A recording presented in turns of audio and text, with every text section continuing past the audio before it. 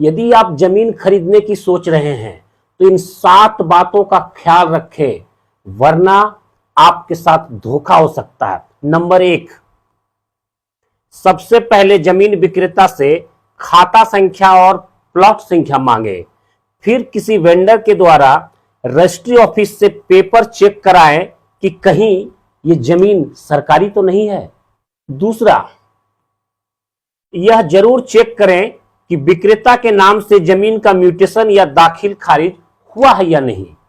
नए लगान रसीद की भी मांग करें। नंबर 3, यह भी पता करें कि जमीन के नाम से कोई बैंक लोन तो नहीं है। इसके लिए जमीन की ओरिजिनल पेपर की मांग करें। लोन होने पर बैंक ओरिजिनल पेपर रख लेता है। नंबर 4, जमीन का नक्शा की मांग करें और अमीन के द्वारा नपवा लें कि जो जमीन आपको बेचा जा रहा है एक्चुअल में वही है या नहीं। कई बार दलालों द्वारा कोई जमीन की रजिस्ट्री करा दी जाती है और दखल किसी और की जमीन की दिला दी जाती है, जो भविष्य में परेशानी का घर बनेगा।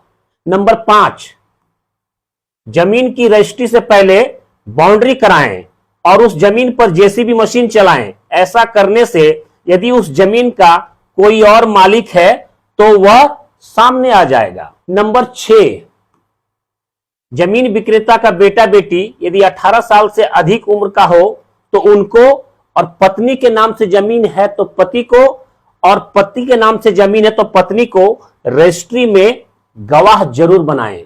और नंबर 7, जमीन रजिस्ट्री के तुरंत बाद आप अपने जमीन का म्यूटेशन या दाखिल खारिज अवश्य करा लें। यह बहुत ही जरूरी है। जानकारी यदि अच्छी लगे तो इसे सबके साथ शेयर करें।